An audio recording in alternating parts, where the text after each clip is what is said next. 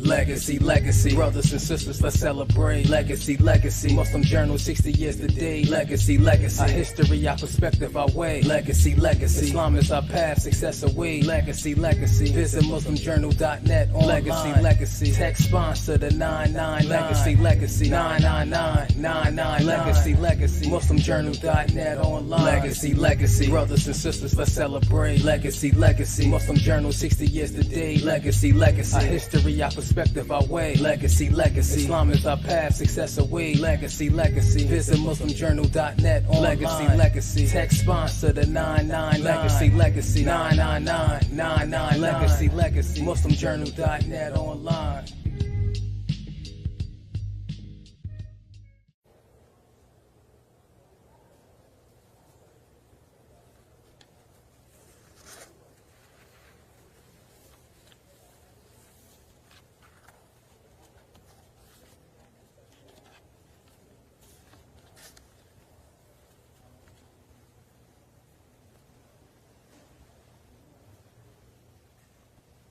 Good morning, everyone. Good morning, and we thank you so much for attending today's press event. We are so excited to see everyone here. My name is Dr. Sharnee Brown, and I am the Chief Education Officer for the Mayor's Office, and we are excited about today's gathering. Today's gathering is a clarion call for the most important issue that I think that's on the table, and that's our children, right? And so let's give it up for our children and just applaud the work that we're all going to do together. As you know, we all have been dealing with and reeling from the impact of COVID-19. We don't talk about it, but if we're honest, it is the data that speaks to the things that we're struggling with. We don't talk about mental health and things like that, but today we are gathered because our children need us. Our children need us in a way that will lay a strong foundation for who we expect them to become, who they were called to become. And it is fitting for adults to gather around the needs of children. And today we are gathering around the needs of children. Today we're putting literacy at the forefront, just as important as anything in the city. As you know, the Mayor, Ras J. Baraka, has declared that we're going to be a safer, more educated, and a more green city. And as we do that, we always are putting our children at the core. We're putting our children at the core when we fix this lead lines and things like that. And so literacy is just one way that we're going to say, you know what, the same way we made this an urgent issue and met the task, that's exactly what we're doing today. We are calling you all together for collective impact, to impact the most precious inheritance we can get, our children. And literacy success is attainable. Before we get past that, can you say it with me? Literacy success is attainable. Come on. Literacy success is attainable. We do not accept failure. Our children, and failure just doesn't even feel good, right? But we believe literacy success is attainable, and I'm so glad that the mayor had the vision to call together a brain trust to talk about the urgency of literacy and to get the brilliant minds together, because there are some brilliant minds in Newark, and the collective genius is phenomenal. Get the brain trust together and say, what can we do around literacy? And I want to tell you that the 10-point plan that we're going to introduce today, you might see some things that you've seen before, but it's about not working harder, but being more efficient. We found research-based approaches to fix the literacy problem, and the mayor is going to talk about the urgency of literacy and reveal that 10-point plan that we all can do together. Anything we do together, we're going to do well, right? If we're divided, it's going to show in the data. So I'm glad that today is really a show of unity. to say we believe we can do this together. And guess what? The benefits, our children, the benefits are so profound, and they're going to be really reflected generations to come, the work that we're going to be doing today. So again, I'm so glad everyone's here for this literacy 10-point plan revealing, and I'm so grateful for the Brain Trust, and I just really will spend some time shouting out their names for the time they're spent. But I think it's really important for us to move right into hearing our mayor's vision, who put this entire effort together and putting the same urgency he put with the lead lines, he's putting on literacy. So can we welcome the visionary, the Honorable Mayor Raj J. Baraka.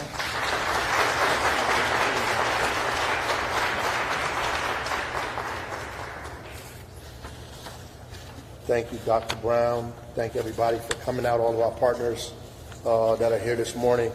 I think she jumped the line, but you know, it's all good. I just want to say that I appreciate everybody showing up, because that's the first step, that we have to show up for our city, for our children collectively, and what Dr. Brown said is absolutely correct.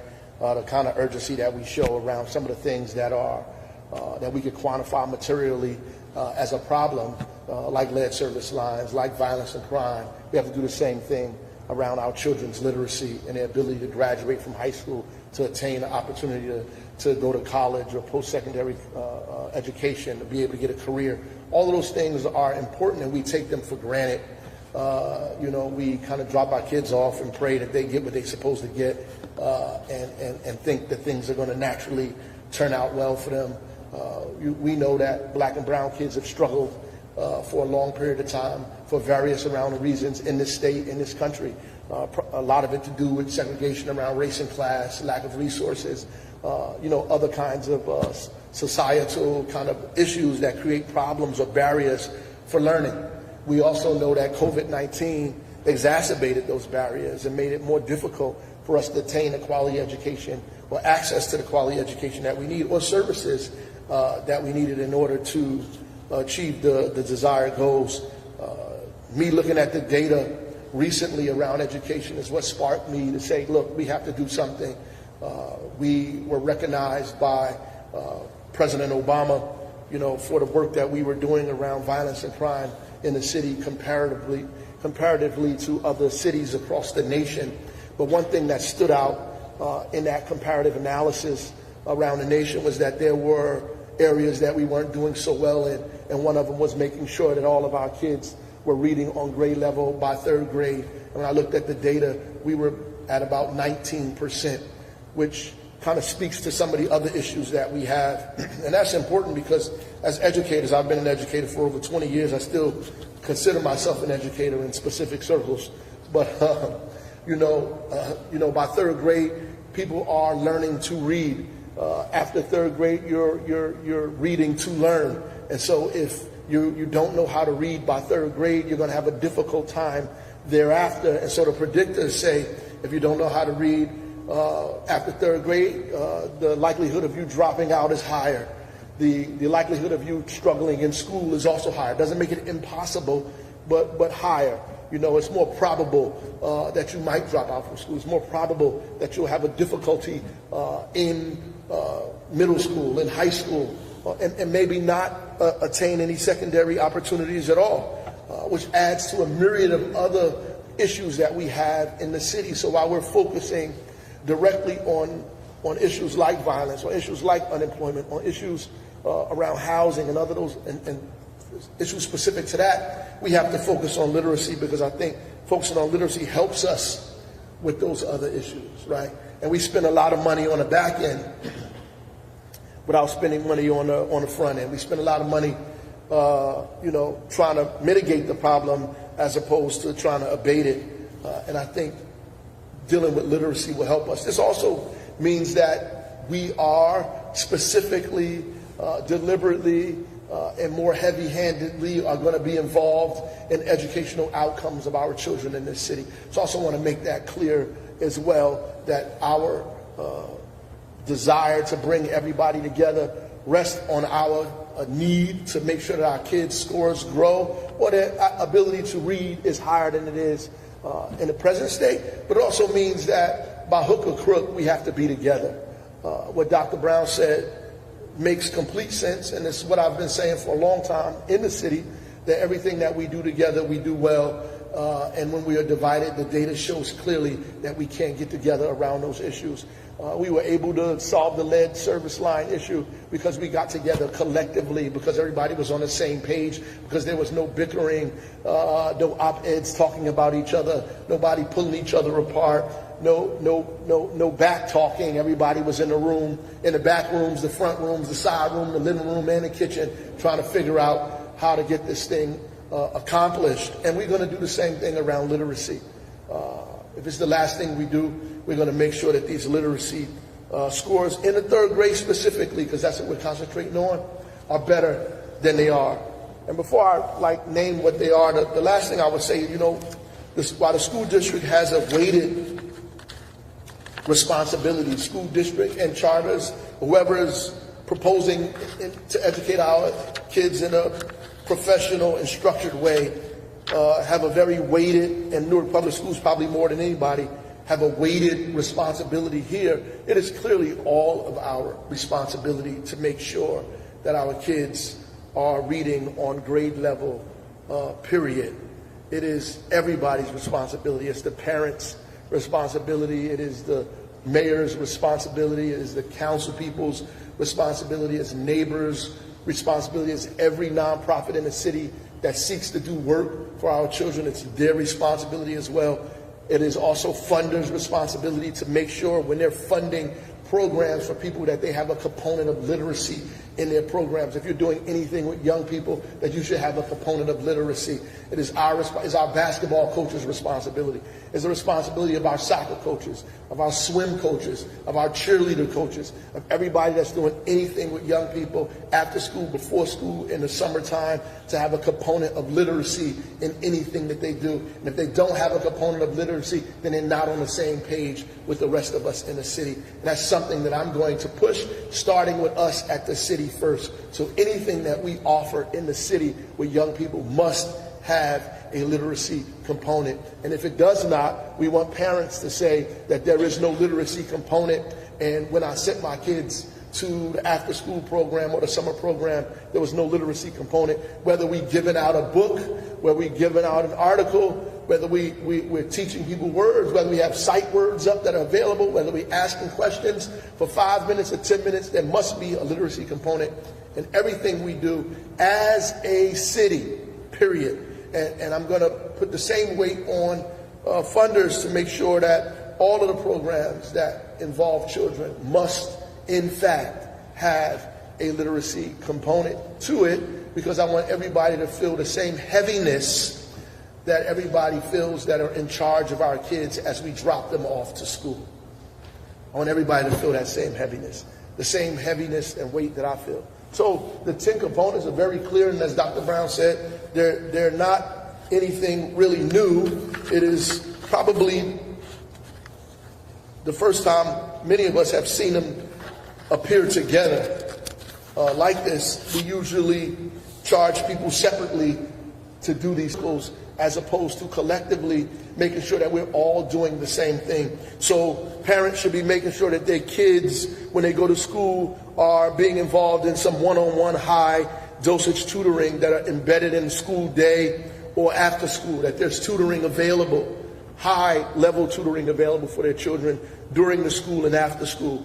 Not a special program, but embedded in the school day, too. That books that are selected in your child's school should be reflective of their cultural and ethnic background. That data shows that books that are culturally relevant are more likely to be engaged in by children who culture they speak to. So that is very clear and specific data. This is nothing that I made up. This is clear data. 3, they need to make sure that the schools are incorporating more writing in the activities in reading comprehension. We need to make sure that there's more writing. More writing for third graders, yes. More writing opportunities for second graders, yes. We need to make sure there's more writing engaged in the curriculum. That's what parents should make sure that their kids are doing. And all of us should make sure that our aunties, our mamas, our grandmamas, whoever's in our family, our daughters are enrolled their children in free pre-K 3 and pre-K 4 programs, and ensure that they're actually going there. There are slots available, and they're open until 5 p.m., so there's really no excuse. You can go to work and still keep your kid there and pick them up after work. Pre-K 3 is free in Newark. You should be enrolled in structured learning environment. If you are 3 years old, you should be involved in a school. And all of us need to make sure that that is actually taking place, and that we are reading aloud to our children, or they're reading to us daily, that is happening. There's a lot of data around the time and how long. I just want to, not told Dr. Brown, we just want to make sure we say do it. Right? We're not going to put any time on it. We just want you to do it. Dad, mom, uncle, who's ever there. I don't want you to put the onus on mothers, because we talk about mama, you in the house too, bruh. So we need you to do some reading as well. We need you to sit down and read. While mama doing something else, you could be reading. And you could put your older son, your older sister, as the older sister in charge of that process as well. But they need to be read to or them reading to you. And you need quality prenatal care. I'm glad that we have with us the director of our health department, Ketlin here, Alsbrook, who is running and in charge of our federally qualified healthcare center, where you can actually go and get some prenatal health care done if you're having a problem, and there'll be a code on it. So I asked Dr. Brown that you could tap into the code and you get all of the phone numbers, because there might be questions about where can I get prenatal care? How do I get prenatal care? What is prenatal care? And so we want to make sure that everybody is equipped with making sure your child is getting the prenatal care that they need and deserve, and that you're reading to them while they are in fact in the womb. We want mothers to be reading, or people to be reading. Mother's probably tired, so daddy, why don't you read to the mother and the child? And while they're in the womb. This is what we want to get a practice and a culture of happening in the city of Newark, and building vocabulary at all ages. We just want to make sure we build vocabulary for children and talk to them in real words, in real sentences, in real things that make sense, and not the language that we learned on TV or all this other kind of stuff. We want to talk to them in real sentences. No matter what language you speak, we want you to speak in real sentences in the language that you actually speak, or trying to learn even. What can the community partners and nonprofits do? And that's all of us. We have to make sure that nonprofits are ensuring that all after-school programs, as I said, have a reading component to it, have some sort of literacy component to it, that they develop literacy initiatives throughout the city, that they partner with the city and other agencies to develop literacy initiatives like the Newark Public Library does, in fact, and distribute books for families to have access, so they can build up libraries in their home. Kids, data shows that kids that have books in their house are more likely to read. Kids with larger libraries have a more diversity of opportunity to read. I grew up in a household where there were books in the bathroom. There were books in the kitchen. There were books in the living room. We got so sick of books, you try to figure out, well, why do we need all these books everywhere? I mean, if you come into my house, there's books all over the place, right? And to see people actually participating in reading creates an environment where you think reading is actually normal. And that's important, reading and writing. So we need to create environments where kids have books in their home. And not everybody is going to the bookstore to buy books because they can barely buy bread and cheese. So it's important for us, all of our nonprofit organizations who are gathering this money and getting these opportunities, to give books to families that need books in their homes, to build libraries in their house. I was privileged to have library in my house, and I have a library card, and I come down to the library as a child, right? And so everybody may not have that, and so our job as a community to make sure books are available. That's why the city of Newark, with the Newark Public Library, with United Way and other organizations, we get books and put them in kids' homes. We give away books as much as we can, and we need all of the nonprofits to do the same. So I think that those are probably not the only things that you can do, but these are 10 things that we came up with as a collective that we thought were important enough and easy enough, and that's important, easy enough for all of us to engage in without any real debate. Like, there's no debate. We don't have to have an intellectual discourse about the 10 things that we put on this piece of paper that we're going to splatter all over the city, that we're going to put on billboards, that we're going to make a campaign, a literacy campaign in this city to get us to read more, that we want to put it in the school system and all of the structures that exist in this building and institutions that exist, in this city where we're educating children. We want to put those up. We want to put them at bus stops and bus shelters. And we want folks to engage our community with this regularly. So no matter where you find yourself, we want you to have access to these 10 steps and be able to share with the community. These are the 10 things that we're doing collectively. Not the mayor is doing, that all of us are doing. Because that feels differently. In fact, it is different. It's not something I'm doing. It's something that we're doing, right? We're doing this collectively because the outcome impacts us all. The outcome impacts all of us. So it will take all of us to get this done. Lastly, we make that cliche. It's not, we turned it into a cliche. It takes a village to raise a nation. But today we actually putting that into practice. We're making our word our bond here today by saying we're going to be a village again, despite all of the obstacles and deliberate opportunities and institutions that try to destroy and break down our village. And so we respond as a dysfunctional, disjointed community trying to get our kids to do something that we can't do collectively. Today we're going to be a community, and we're going to show our children that we are actually a community.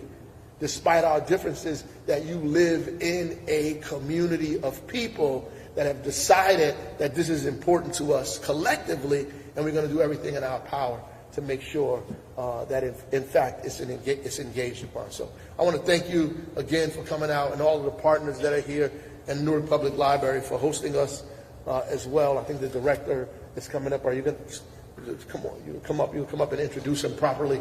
Yes. Yeah.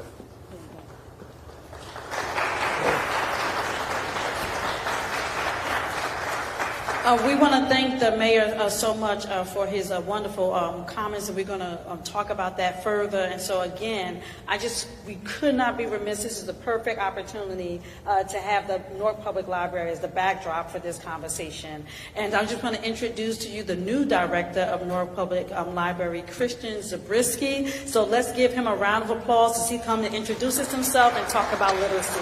Thank you so much for hosting us. Wow, thank you so much. Thank you so much. Boy, that's a tough act to follow. I was really looking to go first because I didn't want to follow that. As you were talking, first of all, I just want to say welcome to everyone. That we are so glad you're here. We are so privileged and so happy to be part of this conversation. We're so happy that the conversation's starting here at the library. It's a perfect fit for me, so I'm really glad we're there. While the mayor was talking, I was thinking, the priorities of leadership show us our leaders.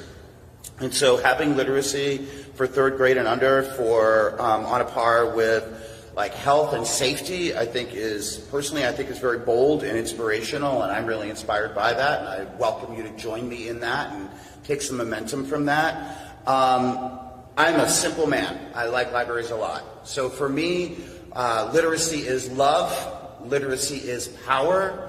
I want to thank Mayor Baraka for making this decision. I want to thank Dr. Brown for all the work that she's doing while she's living the life. And I want to thank the members of the Brain Trust for everything that they're doing. I want to thank my team, which you see around you, who do incredible work. And I want to invite you, members of the community. I want to thank you, members of the community, for being here, for joining in on this with us. It really is a village effort. It really is, and every moment is literacy effort all around us. Come see us at the Newark Public Library. We are in your neighborhood, and we love to help.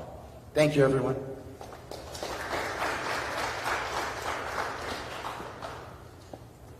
Before we have the next speaker, I want to take the time to just thank the people who the mayor called on to actually put the efforts and the idea and the work that they're doing collectively into one document. So I just want to give a shout out to the Brain Trust for being exactly that, convening, putting time in, and putting their best strategy forward. And so I just want to shout out their names. We want to thank Caitlin Alsbrook from the Human Health Services. She's from the Mayor's Office, the Director of the Health Services, which is important because we are going to be talking about prenatal care. We want to also thank the Superintendent of Newark Public Schools, who couldn't be here, but he had an emergency. But we want to thank Superintendent Roger Leone. He also participated in the trust. We want to thank Mark Comansanyas from My Brother's Keeper. We want to thank Dr. Lauren Wells from Cree Strategies, Ronald Cheselin Battle from the Newark Trust. We want to thank Khalil Nasruddin from South Ward Promise Neighborhood, Janae Wingfield from Rutgers and the Urban Education Department, Justine Ashanti from Brick Education South Promise Neighborhood. I'm sorry, my voice got away from me. Dominic Lee from Brick Education, Southport Promise Neighborhood. Karen Dunn, the Director of United Way, My Very Own Library. Dr. Mary Ann Reilly, she's the Assistant Superintendent from Newark Board of Education. Jasleen Offman, who's also over Language Arts from Newark Board of Education. Yolanda Severe, who's over Early Childhood Development from Newark Board of Education. Anna Coates, who represents the Newark Public Library. Jeff Anderson from Audible. Dr. Charles Payne and Dr. Valdine Campbell, who represents Rutgers from the Rutgers Department. We're just going to keep it at that. Can we just, and also I also want to give a shout out to Chanel Dunn. Can we give them all a round of applause for putting their time in the Brain Trust? And all of that information will be detailed in the brochures that will be published. And as the mayor said, we're also going to have information that's actually put out. I just want to make sure that today is about knowing what those 10-point plans are and to understand that this is not just fly by night. Everything that we did is research-based. We are a team of educators and actually doing the work. And so it's good to know that when we present this to the parents, we're actually saying, if you can't do anything else, and as the mayor said, we anticipate that you're going to do much more than this around literacy. But if we can't tell you to do anything else, this is the beginning. And I look at literacy as building a house and ensuring a good, solid foundation. And so you wonder, why prenatal to third grade? I mean, out of all the literacy scores, because 27% across the board were only able to pass the 2022 exam. And I need to say that because we understand that the kids just took a test, right? And there are going to be new data that's published. There's already some very promising data with the juniors, right? And so I just want to celebrate that there was a big 2-digit increase. Come on, that's great to know. So just want to focus, we're focused on 2022 because those are the scores that really gathered us and said we need to do more, we need to do it together. We want to understand that the scores from 2023 were taken just in May and June, right? And so what we're working on is really trying to see a difference from 2024 and beyond. I really want to put that out there because we don't function in numbers. And we're expecting this to have serious incremental growth for those students who are struggling and definitely ensuring a good foundation for young people that's just coming into the world, right? So we don't have to, as the mayor said, play cleanup, right? But more preventative care, if you would, to make sure that. So I just want to really, we're going to talk about the 10-point plan a little more, but I also want to make sure that we introduce the assistant superintendent who's here for Superintendent Roger Leone. We want to invite Dr. Ann Reilly to come forth in the superintendent's stead. And so let's give her a round of applause.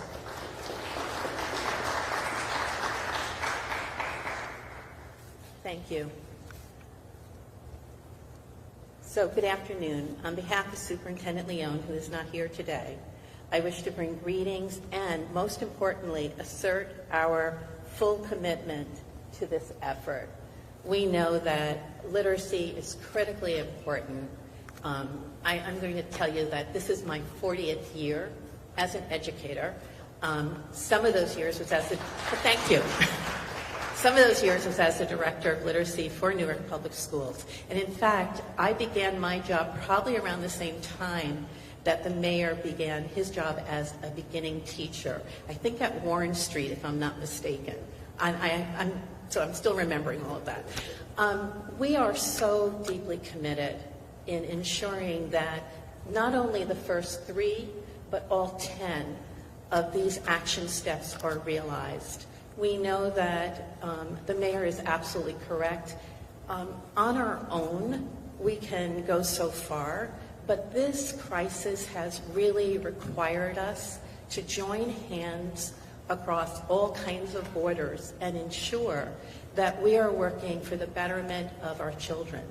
We know since 1997 in research that the prevention of reading difficulties can absolutely be done.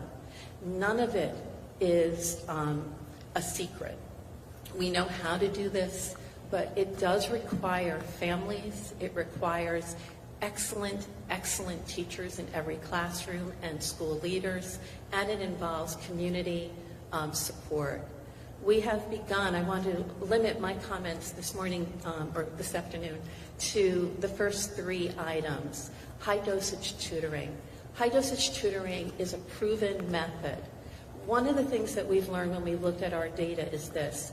When we provided high dosage tutoring, a little bit coming out of the pandemic when we were still remote, and then last year for the first year that we were actually back in person for the whole year, we had high dosage tutoring before school, a little bit during school, and then after school.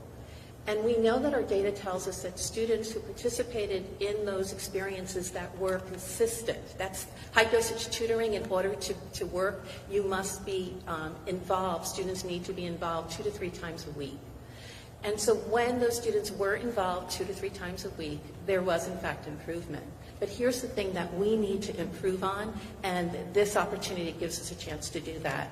We need to embed, and I was so pleased when I saw this in the plan, we need to embed high dosage tutoring directly into the school day where the bulk of students are. Our reach after school is limited by who shows up. Our reach before school is limited by, I can say this as a mom, I can remember the days of getting my own child to school and sometimes having some arguments with my husband about who was going to be doing the drop-off and so on. People's lives are busy. We know that. So one of the changes that the superintendent has spoken about is to ensure that scheduled into every single elementary school are periods of time for high dosage tutoring. This will help to ensure that children who most need this are receiving it, as opposed to if they're staying after school, or even when they make the commitment to stay after school, we know that there are dental appointments, there are sometimes athletics and things that interfere with that. The second is something dear to my heart. In 1990, Rudine Sims Bishop, a professor, coined the term mirror books. Up here are mirror books. Mirror books are books that reflect children's ethnicity and their race, and they are books that are the books that most help children want to read, and they serve as a bridge between things that children already know intimately and all of the world knowledge that they need to build.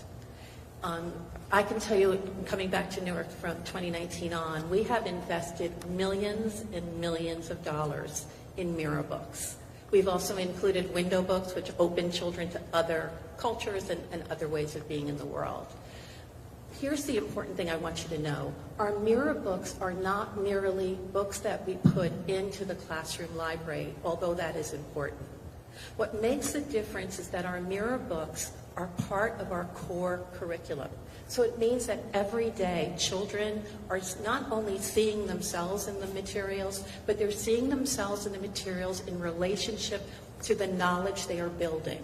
That is important. We will continue that commitment and continue. I know the superintendent will say there's nothing I like to do more than to spend money on books. We will continue to do that, as well as to help support some of the later points in terms of the really important building libraries in homes. We know that there is a direct connection for increased literacy as a result.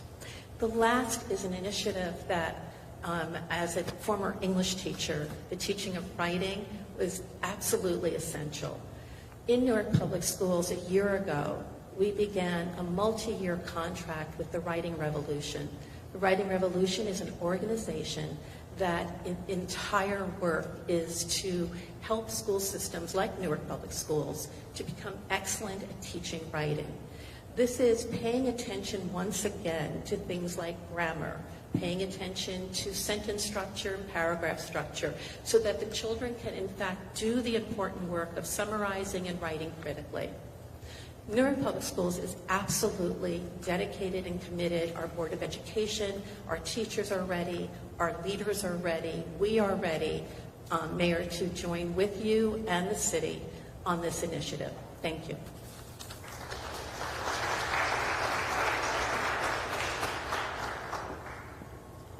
I just want to spend a little more time talking about why third grade. So there's, again, information that talks about looking at third grade scores as a predictor. And so when we look at dropout rates, they start with the third grade scores, and you wonder why. At first, I didn't understand why, but as an educator, you look at the research and you see why it's so important. The reason is because from kindergarten to third grade, you are learning how to read. From fourth grade on, you're using reading as a tool to access curriculum. If a child goes into the fourth grade and does not know how to read, basically everything throughout the curriculum that you're trying to get the kid to digest, they can't access it because it requires them to read. So really, we're setting young people up to fail over and over and over again if we don't have them reading by fourth grade. And so the mayor is really putting an emphasis on prenatal to third grade to ensure that that work is done so the rest of their years can be successful. Kids need to make sure that adults understand that, so we're not asking them to do things that we did not prepare them for. And so it's really, really important to invest this time into prenatal to third grade, because by third grade, we need to feel confident that we've given that child every tool they need to sit into those classrooms and not just achieve, to excel. When we teach young people how to read well, we're really teaching them how to excel. And so I think that this is really important for parents to understand that everything on this list, we want to just really clearly say to parents, it's an empowerment tool, this 10-point plan. You can actually take this 10-point plan and go to the schools and say, is this being done? Because sometimes we might find ourselves in places where we don't feel like we have all the information to feel empowered to make change on the behalf of our children. The beautiful thing is this 10-point plan gives parents an opportunity to say, at the very least, are you doing this? And it's a good plan. And so again, I cannot thank the mayor enough for being insightful to know that we need to be armed with this information, because knowledge is power, right? And so we do not have to think that literacy is something that's so unattainable, so far and so deep that once that child is in a rut, there's just no way out of it. It's not true. And we're here today to ensure that we are armed with that information. And I want to spend time, lastly, not just talking to parents and said this is powerful, but I want to thank our community partners that said, not just do I think that this is important, but I'm putting my effort and my funds behind it. Can we give it up to our community partners who are participating in the Brain Trust? We thank you for making literacy a priority. Yes, it's a priority of the mayor. It's a part of his 3 priorities from the education department, but now it's everyone's priority.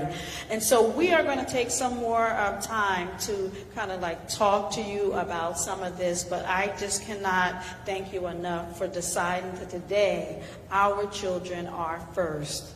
And we may not have the data that reflects who we really are, but we're going to change that, and we're not afraid of it, right? And it just tells us this is a reason to join together. It's a reason to be united. But what's also beautiful about being united around the data is we're also united around the success. That when our kids achieve, and they will, and they are achieving in so many areas, when they're achieved, it's a reflection of all of us. Right, that we lay aside everything that distracts us and we're focused on them. So I'm extremely happy about all our partners, on all the events. I just want you to know that you'll be able to go on websites, as the mayor said, and you'll be able to see literacy events throughout the city that will help you explain all of these initiatives, like 1,000 books before kindergarten, right? Just explain why those things are important. I also want to focus on one that's just really small, but it's important, but the mayor spoke about.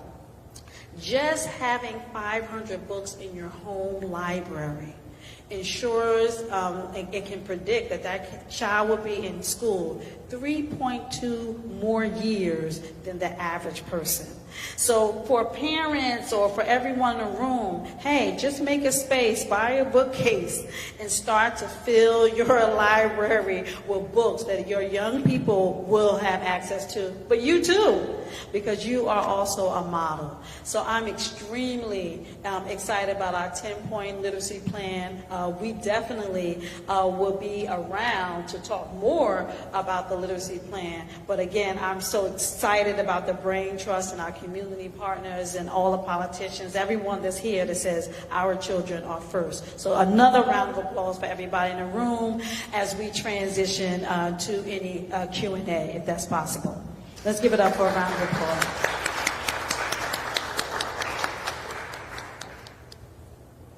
All right, so at this time, we're going to actually send a mic around, and so if there okay, I'm sorry. Questions from the press. This is the perfect time. And we have the Brain Trust also here, and the mayor's here, so anybody have a question, we all should be able to do our best to answer it. I'll take questions at this time. Yes.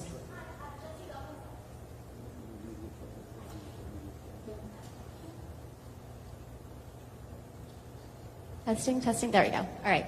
Jessie Gomez with Chalkbeat Newark. I just have a question in terms of schools and what schools can be doing. Is the curriculum going to change with Newark Public Schools? Will it be influenced by the science of reading? And is the city going to oversee the district's tutoring efforts? Thank you. Thank you for the question. So the district's curriculum is not changing. The science of reading has 2 parts to it. The first part deals with what most people speak about, and that's phonics, building phonemic awareness in phonics. We have invested in 2 products. One is Foundations. It is, if you know the science of reading, I see you nodding, so you know, it is an important product. As we are sitting here right now across town at the Bolden Center, 80 kindergarten and first grade teachers are on their own time coming in to learn more about that product. Our goal is to ensure that teachers are ready in the beginning of the school year to enact that really important piece. But here's the thing you don't want to forget. When we talk about the science of reading, and this is why our curriculum is not changing, our curriculum is invested in the Amistad Act and the Amistad work. That is the knowledge building piece. It is insufficient to simply rest on phonics. We want to absolutely make sure that children can decode and encode, but we also want to make sure that children are building important knowledge, and they're using that reading in order to do that. And so we will be continuing with the actual knowledge building curriculum that we have. That I will also just tell you, this is pretty exciting, that was just vetted by the Council of Great City Schools. I was out in Portland with another colleague of mine to present this past week, and they are a full partner of ours, fully supporting the work that we're doing.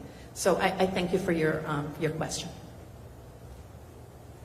And actually, I don't think which is why we didn't get all detailed about it. I don't think what we're asking requires a great curriculum change. We're asking people to provide tutoring that's embedded in the school. We're asking them to use books that reflect the culture of the children that are there. When we talk like that, it also reminds me of the folks around the country who try to ban books because they believe the book itself is the curriculum. The book is actually a tool to access the curriculum. It's not the curriculum. In fact, it makes it easier for people to access the curriculum that you're trying to give to people because it is more attainable to them, right? As was stated, you use past knowledge to learn new things. And sometimes we don't even have the past knowledge, those past experiences. And reading is an opportunity for us to get those experiences so that we can access new information. And if we can't get kids engaged in the reading experiences, then we can't get them to grab new information. That's why it's critically important that you actually use books that are culturally relevant, because what you're telling the kid is that when they take a picture of a room, that they can see themselves in that room, right? And that's so most of these things don't require, well, none of it requires them to change any curriculum at all. We want them to write more, to do some tutoring, and use books that look like the kids in their classroom. And I think all of us will be overseeing it collectively. So I'm not going to be like down at the 2 Cedar Street or wherever you're at now. I mean, I'm old. I'm about 2 Cedar Street. You ain't been there in a long time. Be down there, telling people what to do. But ultimately, collectively, we are going to be on top of this, without question, monitoring what's happening.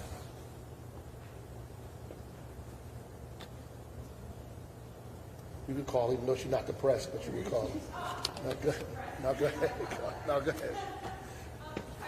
When you talk about experiences in programming, experiences in programming, has there been any thought or part of your thinking where there are other reading groups, like, how America has his book club and Source of Knowledge has their book club, women have their book club. What about book clubs for that age group, like third graders, and incentivizing them in some capacity to have their reading group? That's great. Actually, there's a section in the parent groups that really talk about asking questions. And so what you need to understand that even though it's broken up and what schools should do, what communities should do, what parents, it really is kind of overlaying one another, and everybody can participate.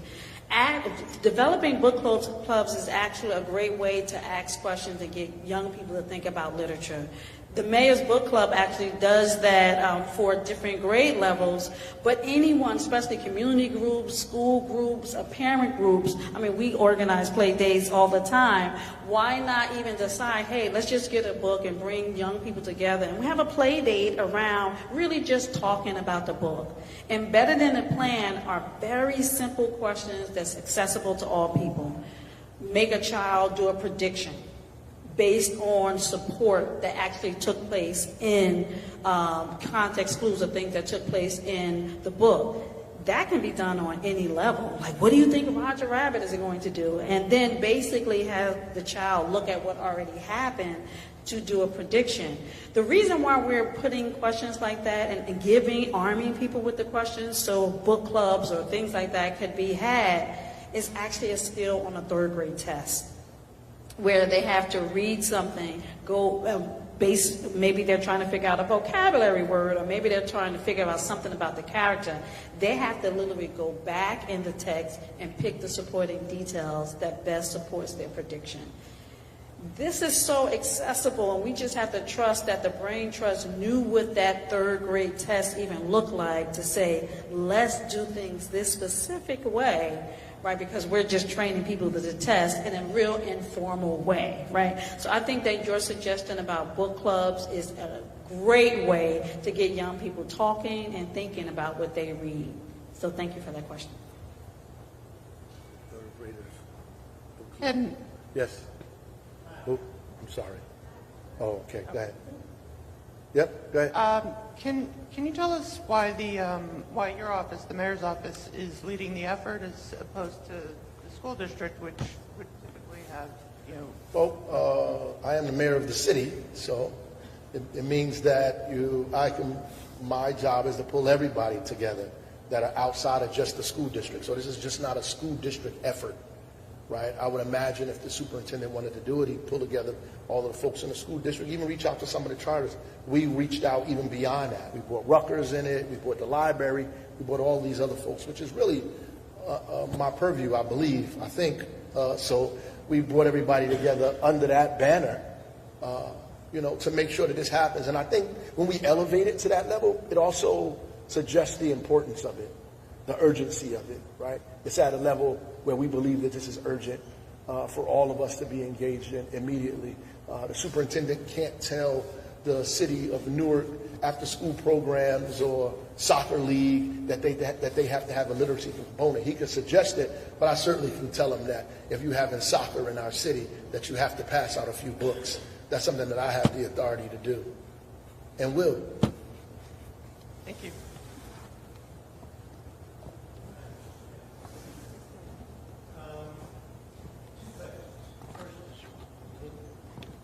The dry one. Is there a dollar figure attached with the plan, or as part of the council's role, are you going to ask them to provide any funds? We haven't kind of quantified what the dollar amount is. Obviously, we're going to spend money. We buying books. We obviously in our after-school programs and the things that we do in the city. If we want people to supply books, we're going to have to purchase books in order for them to do that. There are grants that we get. There are people that we work with, my very own library, other folks like that help us along these ways. So it's not as difficult for us to do this as it would seem in terms of the city. So we're not allocating $40 million to this like this. This is an opportunity for us to take all of our collective resources and use them in one direction, because we're using our own resources. The library uses their resources, the school district, all these other organizations. So we really just try to put it all together. And I think as we move this thing forward, there may be opportunities where we begin to think that there's something that we need to invest in immediately and begin to do that, like prenatal care, getting kids engaged in school. We already have schools available. The problem is people aren't putting their kids in them, right? They're already spaced. There are seats that are available now for kids to be in those classrooms and those seats. The parents aren't doing that. They don't have access, or maybe don't have the information. This energizes that, right? It lifts it up to a level where everybody's talking about it, where parents begin to think that they must put their kid, the same way you think you have to put your kid in kindergarten, we want you to think that you have to put your kid in pre-K 3. That's exactly what it is. When everybody graduates from middle school, they automatically know that they're going to high school. There's no question asked about that. People know this. They already are talking about in the 7th grade what high school they're going to go to. We want parents at 2 years old, while their kids are 2, already having a discussion, where's my kid going to go to school at 3? That's what we want. We want to create that environment in the city. And I don't know if it takes a lot of money, but it might take us marketing. We're going to have to put some money in marketing and all the other kind of things that we want to do. We have not quantified that. And if we come up with a number, I'll make sure I call you and tell you what that number is. And so you can help us with the council to get it approved. Second thing, Mayor, I don't know how long it's been since you were in a classroom, since you taught. You taught history, is that right? I taught middle school and 5th grade. I taught literacy, actually. English. That was when you had to teach English and history, and the other teacher taught math and science, and the kids moved from place to place like that. So, Can you think back and recall any instances when you were trying to teach about a history, for instance, but you could tell that your students really couldn't read the material? And what was that? And What was that like for you? How'd you react to it? I mean, a few times, you know, if you're a school teacher involved in education, you're going to run across children that are difficult in many ways, that have problems accessing learning or accessing the information that you give them. And so you have to create different opportunities to allow them to engage the curriculum. So you have a universal design that gives people the opportunity to engage the curriculum where they are, right? And so you have to be creative as a teacher to find access points for children. And some schools get other teachers and put them in a classroom. We didn't have that luxury when I was teaching. I think we had horse and buggies then. No, we had when I was teaching. So at the end of the day, you have to figure out or create a lesson design, a lesson plan that engages kids on multiple levels, which is very difficult. That's why teachers, I appreciate the work that they do, because you're asking teachers to take kids who might be 2 and 3 grade levels behind and put them on grade level in 1 or 2 years, maybe 1 year. It's very, very difficult to do. You have to have excellent teachers with an incredible curriculum design to be able to do that. And so it does feel, you know, it's overwhelming sometimes and depressing if you're really into it. And so you try. That's why these books that were talked about, mirror books, are incredibly important, because once you get a kid to appreciate learning, you can't turn that off. So literacy early on will also clear up a lot of time, save teachers a lot of time doing those kinds of things. Oh, absolutely, it will. It would make it easier.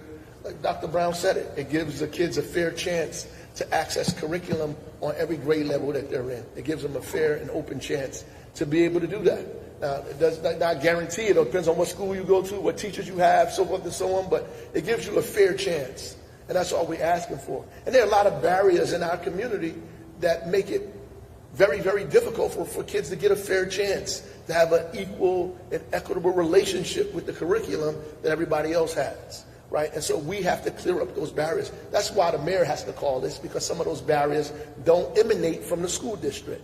They don't originate there. They come from structural issues that have to be removed and handled by a larger group of people that includes me, right?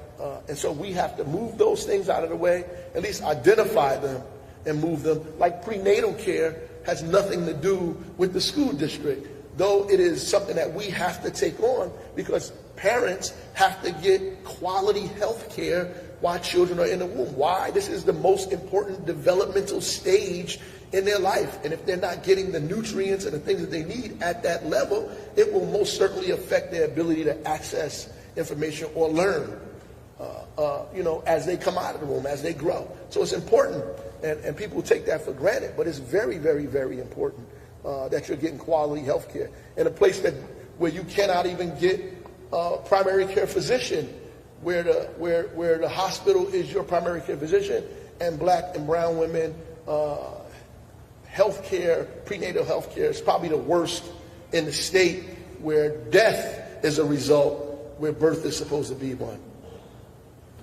Mayor, and a lot of the things that you're saying, you talk about parents. How do you actually get parents excited about signing up and wanting to be a part of that? How do you get them engaged in your philosophy, your dream, and what you imagine could be like a perfect environment for their kids to learn? I think we all have to talk about it, and honestly, I think they already want to be involved in it. I don't think that parents are going to be opposed to putting their kid in school by the grade 3. I think a lot of parents don't have the information.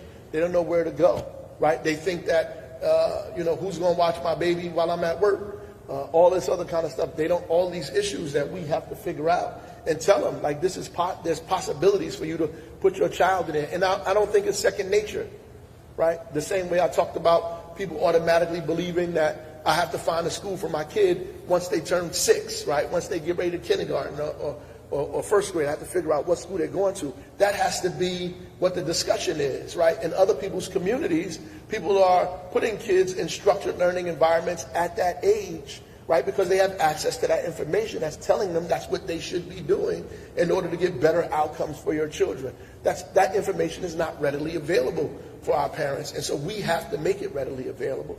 And all of us have to talk about it in the same way, right? To make them understand the urgency of making. Look, the example is, I have a 3-year-old. He's in school, and all of his friends are in school, and all of my wife's friends who have kids at their age, they're in school. In fact, some of them, or most of them, are in the same school. Why? Because they talk to each other about the schools that they're putting their kid in. So if I have a conversation with a friend, my wife has a conversation with a friend and says, listen, we're going to this school. Oh, I'm going to take my kid there as well. They're having conversations about schooling at 3 years old, right?